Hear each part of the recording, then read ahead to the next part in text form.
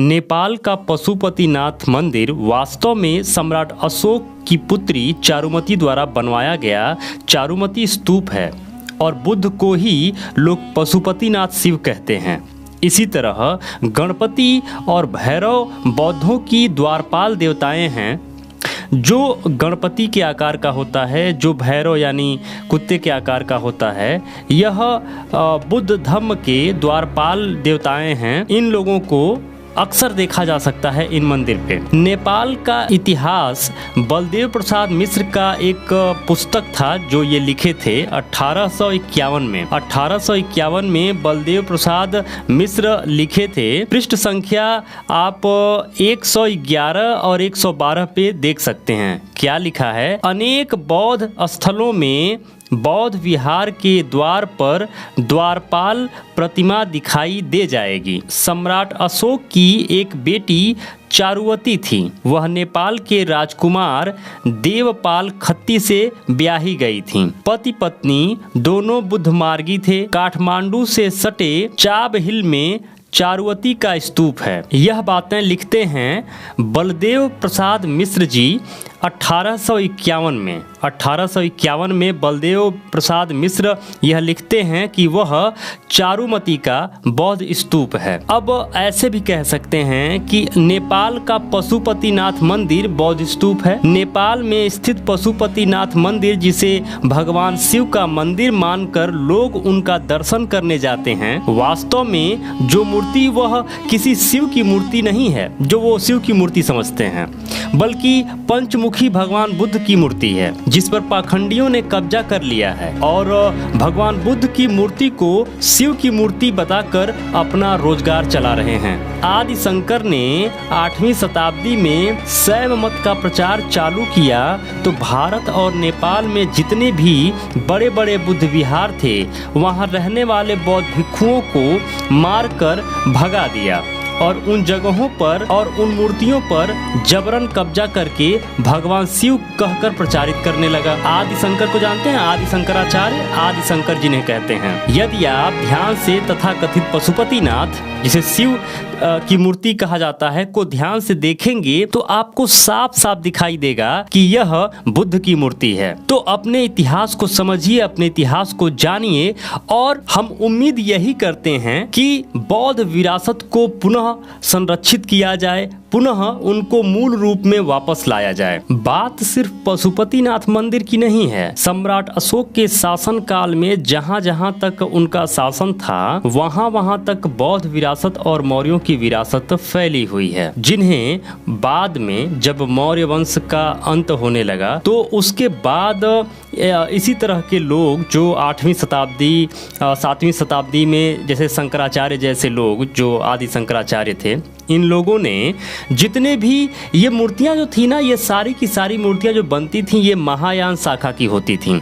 दरअसल मैं आपको बता दूं कि बुद्ध धर्म में बुद्ध ने तो खुद भगवान बुद्ध ने तो मना किया था मूर्ति बनाने के लिए। तो बुद्ध धर्म की 2 शाखाएं हैं। एक है थेरवाद, जिसे हीनयान कहा जाता है, और दूसरा है महायान। महायान में ही वज्रयान है, तंत्रयान है, मंत्रयान है। तो मुख्यतः जो बुद्ध धर्म में 2 शाखाएं निकली, वो निकली थेरवाद और महायान। तो थेरवाद जो है यह सिद्धार्थ गौतम बुद्ध के मूल सिद्धांतों पे चलता है। जैसा कि शुद्ध रूप से बुद्ध ने कहा था कि जिस तरीके से चलना है वैसे ही, ना उसमें कुछ कम ना कुछ ज़्यादा, सेम उसी प्रकार यह जो शाखा है ये चलती है। जो थेरवादी लोग होते हैं यह मूर्ति पूजा पे विश्वास नहीं करते हैं, क्योंकि बुद्ध ने कहा था कि मूर्ति पूजा नहीं करना है, मैं कोई भगवान नहीं हूँ। इसके अलावा जो महायान के लोग थे, तो महायान के लोग बुद्ध की दूसरी बात को फॉलो करते थे। जैसा कि बुद्ध ने कहा था कि अपने दीपक स्वयं बनो और खुद से तुम सर्च करो, रिसर्च करो, तर्क करो, समझो, जानो और तुम्हें जो सही लगता है उसको मानो। तो महायान के जो लोग थे वह अपने तरीके से चलना शुरू कर दिए। वह बुद्ध की मूर्तियों को बनाना शुरू कर दिए और इतनी बुद्ध की मूर्तियों को बनाए कि दुनिया में उससे ज्यादा मूर्ति किसी और की नहीं बनी है आज तक जितना मूर्ति महायान के लोग बुद्ध की बनाए हैं। बुद्ध की ही नहीं, महायान में जो बोधिसत्व होते थे, जैसे बोधिसत्व अवलोकितेश्वर, बोधिसत्व तारा, बोधिसत्व मंजूश्री, अनेक बोधिसत्व होते थे जो जिनको पदवी मिलती थी कि यह बोधिसत्व हैं, यह उस स्तर को पार कर चुके हैं कि इन्हें बोधिसत्व कहा जा सकता है। तो उनकी भी मूर्तियां बनाई जाती थी जिसमें आप देखते होंगे कि 4 हाथ है, 8 हाथ है, सैकड़ों हाथ है, सहस्र बाहु है। अभी कुछ लोग भ्रमित होते हैं, कहते हैं कि जब बुद्ध के 2 ही हाथ थे तो यह जो बाकी हाथों वाली मूर्तियां हैं यह बुद्धिज्म की नहीं है, जबकि उन लोगों को नहीं पता है कि वह बुद्धिज्म की ही मूर्तियां हैं, बशर्ते वह हीनयान की नहीं है, वह महायान की हैं, जो दूसरी वाली शाखा है उसकी है। तो महायान शाखा जो थी उसी की मूर्तियों को तोड़कर मरोड़कर बदलकर, पहले तो पाखंडियों ने इन मूर्तियों को तोड़ा मरोड़ा, दबाना चाहा, जमीन के नीचे दफन करना चाहा, लेकिन अंततः वह थक गए और उन्होंने ये डिसीजन लिया कि मूर्तियों को अब तोड़ेंगे नहीं, अब इसी को एक नया धर्म बनाते हैं, हिंदू धर्म, और इन पाखंडियों ने उसको उसमें कन्वर्ट कर दिया।